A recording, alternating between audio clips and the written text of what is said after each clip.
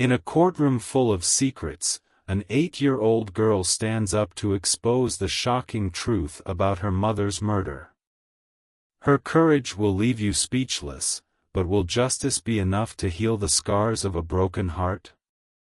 The courtroom was filled with people, all eyes focused on the trial of Mr. Curran, who was accused of murdering his wife, Sarah.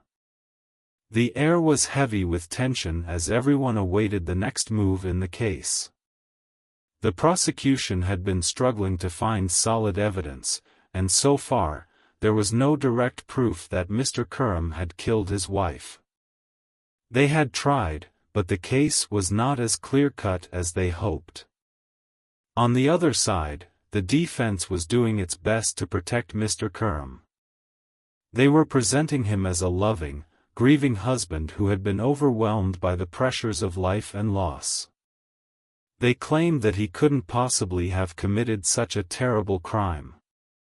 He was just a man who was struggling emotionally, and the murder was a tragic accident. The defense lawyer spoke confidently, trying to convince the jury that Mr. Curran was innocent. In the back of the courtroom, Lily, the 8-year-old daughter, sat quietly, watching everything unfold. She had been sitting there the entire time, almost unnoticed, as the adults argued back and forth. Despite her small size, Lily was the key witness in the case. But no one knew the full extent of what she had witnessed. Her silence made the moment even more intense, as if she was holding something important inside, waiting for the right moment to speak. She wasn't just a little girl sitting there, she was the person who knew the truth. And everyone in the courtroom felt that her presence was about to change everything. The tension in the courtroom was thick as the defense attorney continued to argue that Mr. Curran could not have been responsible for his wife Sarah's death. The lawyer spoke with confidence, pointing out that there was no solid evidence to prove Mr. Curran had committed the murder. The defense painted him as a man who was devastated by the loss of his wife, suggesting that he was simply overwhelmed by emotions and could never have hurt her on purpose. The defense tried to make the jury believe that it was a tragic accident, a case of someone pushed too far by the pressures of life. But suddenly, in the middle of the defense's argument, Mr. Curran stood up. The room fell silent as everyone turned their attention to him. He spoke calmly, but there was a coldness in his voice that sent shivers through the audience. "I did it," he said, his words cutting through the tension like a knife. "But I didn't mean for it to happen. I was pushed too far." The courtroom was in shock. No one expected this. The judge stared at him in disbelief, and the jury was stunned. The defense lawyer looked horrified, his mouth hanging open. For a moment, it seemed like the world had stopped spinning. Mr. Curran's confession came out of nowhere, shattering the arguments that had been built up over the course of the trial. Mr. Curran continued, his voice steady but filled with emotion. He explained that he had been frustrated with Sarah for a long time. She had been demanding, constantly arguing with him, and nothing he did seemed to make her happy. "I was under so much pressure," he said, "she wouldn't stop arguing with me.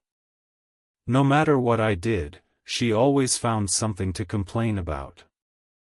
I just wanted her to listen to me." He paused for a moment, as if trying to collect his thoughts, but his eyes were filled with a strange mixture of sadness and guilt. "I never intended for it to go this far. I just wanted her to understand. I didn't want to hurt her," he continued, his voice barely above a whisper. "But in the heat of the moment, I lost control." The defense lawyer, who had been trying so hard to keep his client innocent, was now speechless. The lawyer had no words to defend Mr. Curran. His confession didn't match the narrative they had been trying to sell to the jury. Mr. Curram's words were chilling. It wasn't an accident, and it wasn't a misunderstanding. He was confessing to the crime, but he was painting himself as a man who was overwhelmed by his emotions, someone who snapped in a moment of rage. As Mr. Curram continued to speak, the room seemed to get even colder. He claimed that all he wanted was for Sarah to stop arguing, for her to finally listen to him. But in his anger and frustration, things spiraled out of control. "I never meant to hurt her," he repeated. "It was a mistake. A huge mistake. But it happened."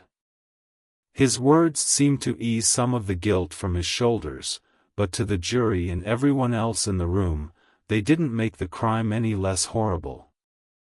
Instead, it painted a picture of a man who couldn't control his anger, a man who lashed out at his wife because he couldn't handle his emotions.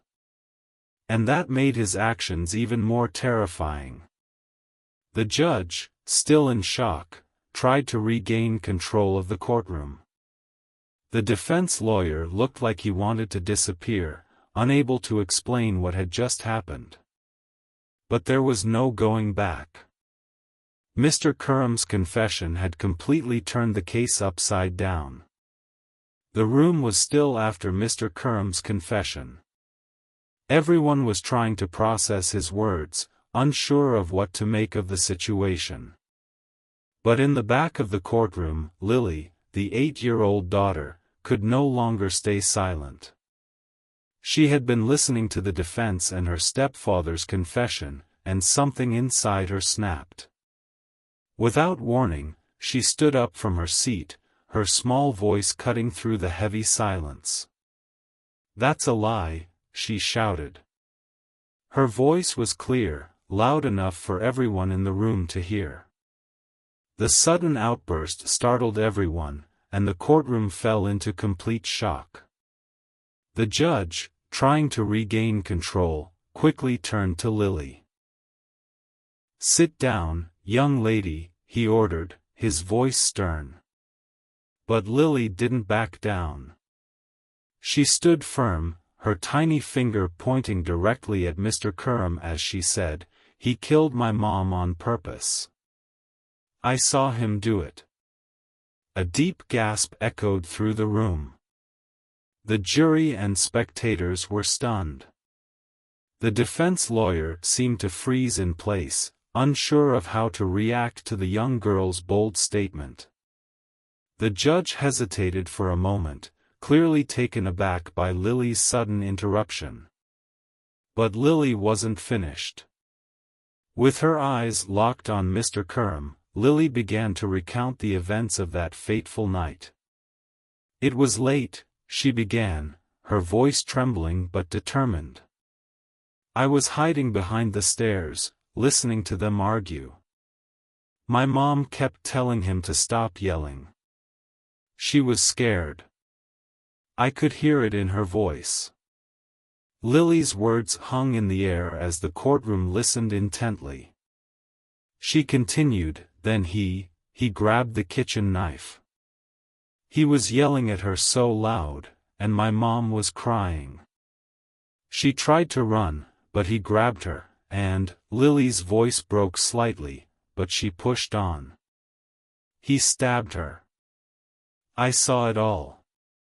The room fell into a stunned silence. The details that Lily was providing matched everything the police had been investigating, but no one had known how much she actually saw. It was clear now that Lily knew the truth. Lily paused for a moment before speaking again. She took a deep breath and said, "I found something in his desk. A letter. It had instructions in it, about what he was going to do. It said, 'The body is hidden where no one will find her.'" As soon as she said those words, the courtroom erupted in shock. The judge and jury exchanged worried glances. The defense lawyer tried to object, but it was too late. What Lily was saying was too detailed, too specific. Mr. Curram's face turned pale as he tried to deny everything, but the evidence was too overwhelming.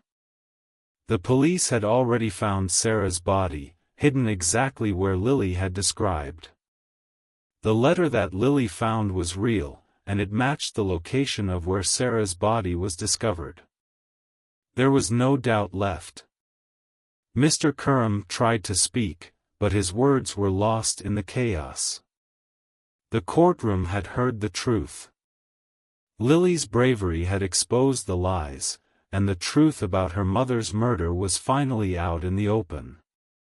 The courtroom was quiet as Lily spoke, her words full of pain and truth. But as she spoke about that night, the courtroom was taken back to the events that led to Sarah's death. The lights in the courtroom dimmed slightly, and the scene shifted to a flashback of the night when Sarah was killed. It was late, and the house was dark except for the dim light in the kitchen. Lily, just 8 years old, was lying in her bed, unable to sleep. She could hear the voices of her parents arguing downstairs. She had heard them fight before, but this time was different. There was something in the tone of their voices that made her nervous. Her mother sounded scared. Lily couldn't help herself. She slowly got out of bed and tiptoed across the hall.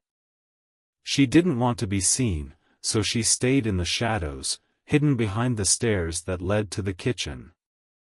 From there, she could hear everything, but no one could see her. As she crouched down, her heart raced. Sarah was pleading with Mr. Curram, asking him to stop yelling. "Please, Curram, I'm asking you to calm down. We can talk about this. Please," she begged. But Mr. Curram didn't listen. His voice grew louder, more angry, and full of rage. "I'm tired of your complaints," he shouted. "You never appreciate anything I do. You don't listen to me." Lily could hear the frustration in her stepfather's voice. She had never seen him this angry before. She felt a wave of fear wash over her, but she stayed hidden, too scared to move. She could hear Sarah trying to calm him down, but the more she begged, the angrier Mr. Curram became. Suddenly, there was a sharp sound. A knife was pulled from the kitchen drawer. Lily's breath caught in her throat as she watched from behind the stairs, unable to move. Mr. Curram grabbed the knife and held it in his hand, shaking with rage. Sarah screamed, "No, Curram, please. Stop. Don't do this." But it was too late. Without warning, Mr. Curram lunged forward, stabbing Sarah in the chest. Lily's eyes widened in horror as she saw her mother fall to the ground, blood staining the floor. Sarah tried to breathe, but her body went still. Lily wanted to scream, to run and help her mom, but she was frozen in fear. She could only watch as her mother's life was taken away. After a moment, Mr. Curram stood over her mother's lifeless body, breathing heavily. Lily's heart pounded in her chest as she stayed hidden, too terrified to make a sound. She watched as Mr. Curram began cleaning the crime scene, wiping down the knife and making sure there was no trace of what he had done. He looked calm now, as if nothing had happened. But Lily knew the truth. She was the only one who had seen everything.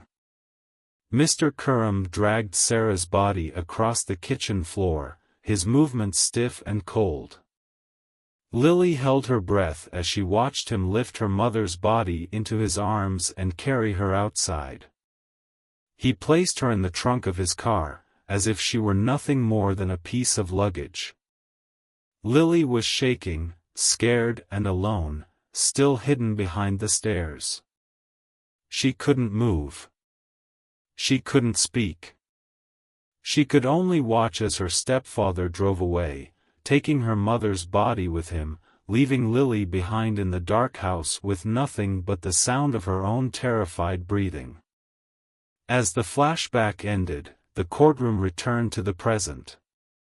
Lily's face was filled with pain as she relived the horrors of that night. But she had found the strength to speak out, and her testimony was the key to exposing the truth. After the murder, Lily was left in a state of shock. She couldn't believe what she had witnessed. Mr. Curran had killed her mother, and he was trying to cover it all up. But Lily couldn't forget what she had seen. Her mind raced with the details of the night, and she knew that something didn't feel right. A few days after the murder, Lily was sitting quietly in the house when she noticed something odd. Mr. Curran had been acting differently. He was more nervous than usual, avoiding her questions and refusing to answer when she asked about her mom.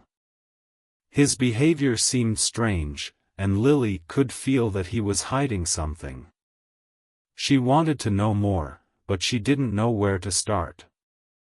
One afternoon, while Mr. Curran was out of the house, Lily found herself wandering around the study. The room was dark and filled with papers, but something caught her eye. There, on the desk, was a letter, slightly folded and tucked away in a drawer. At first, Lily didn't fully understand the meaning of it. The words were strange, and it seemed like a letter from Mr. Curran to someone else. Lily carefully picked up the letter and read it. It was a shocking discovery. The letter mentioned how Mr. Curran had planned everything from the beginning. It contained detailed instructions about what to do with Sarah's body and how to hide it. One line stood out the most: "The body is hidden where no one will find her." Lily's heart raced as she realized what she had found. This letter was proof that Mr. Curran had not only killed her mother but had also planned to cover it up. The letter was the evidence she needed to expose him, but she didn't know what to do with it yet. She was just a little girl, and she was scared. Later that day, when Mr. Curran returned home, he immediately saw that the letter was missing. He had always been careful to keep everything hidden, but now he knew something was wrong. He looked at Lily with cold eyes and approached her. "If you tell anyone what you saw," he threatened, "you'll never see your mother again. Do you understand me?" His voice was low and menacing, sending chills down Lily's spine. She froze, afraid of what he might do to her. The threat was enough to make her heart stop. Lily knew that he was capable of anything, and she didn't want to risk her own life. Scared, Lily promised she wouldn't tell anyone. But deep down, she knew she couldn't stay silent forever.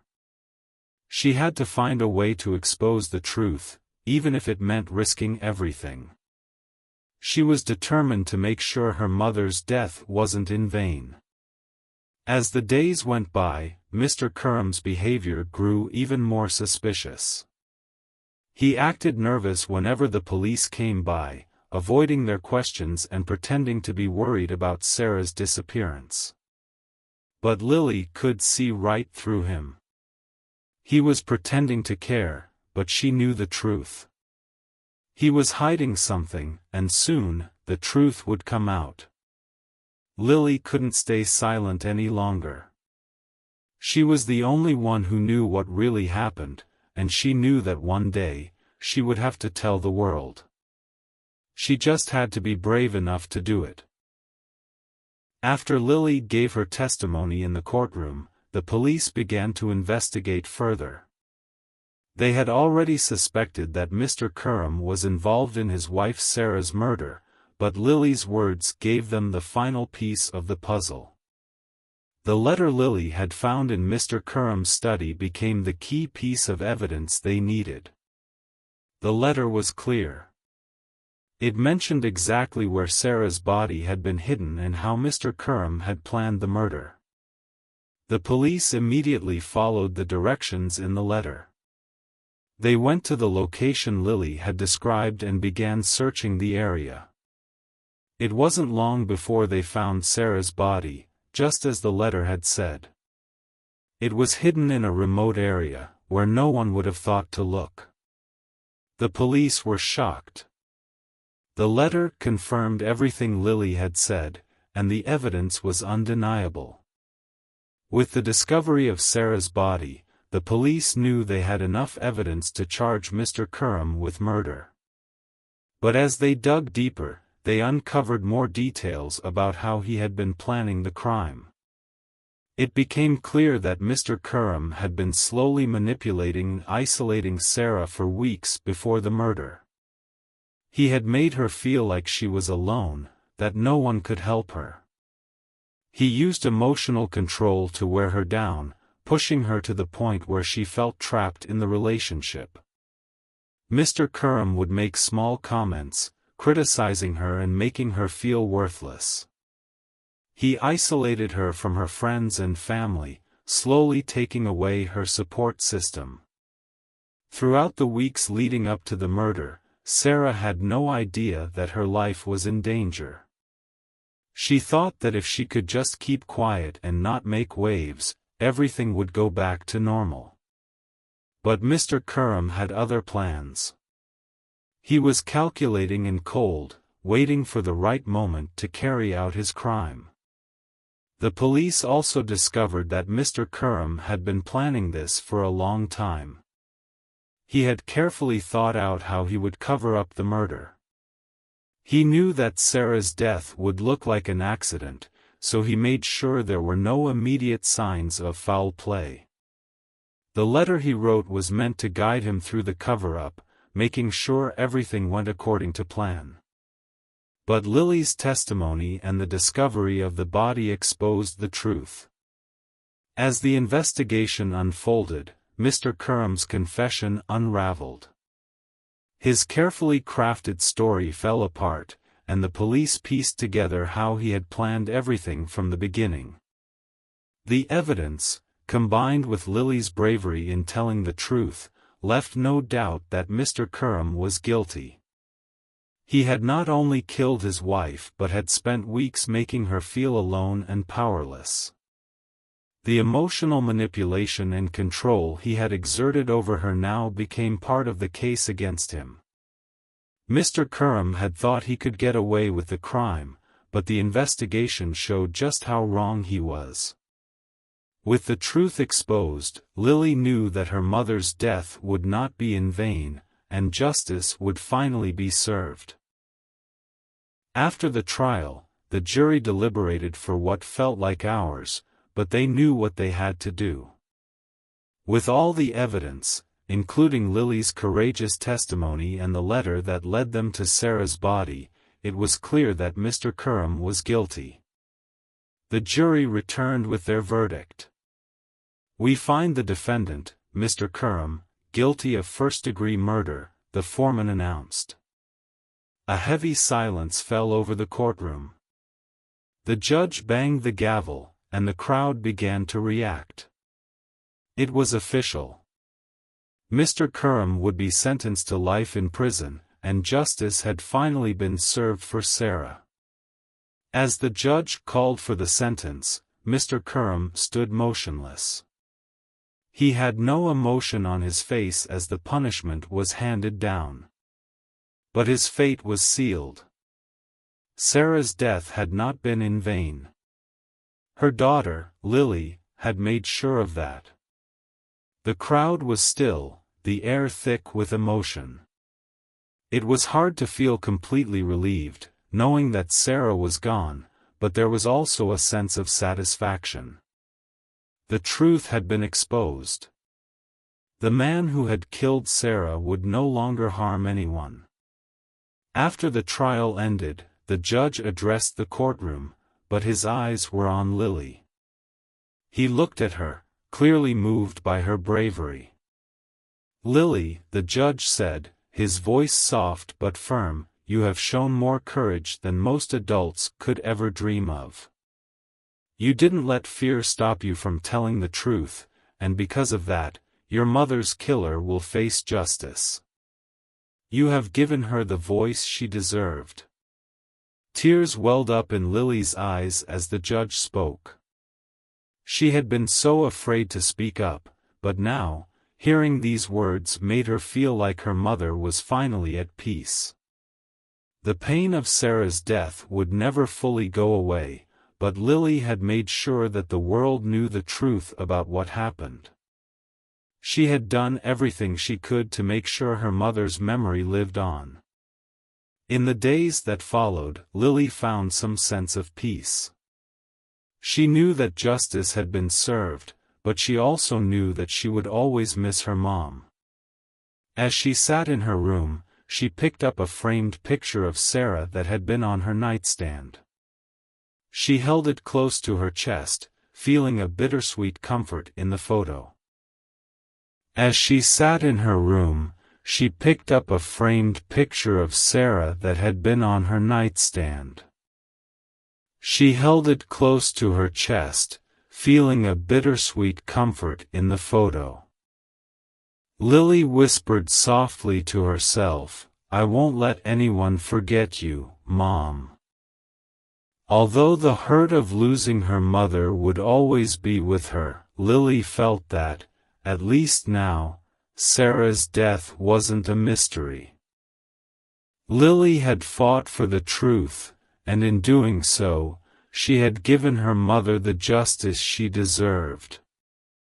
Sarah's memory would live on, and Lily would never let it fade.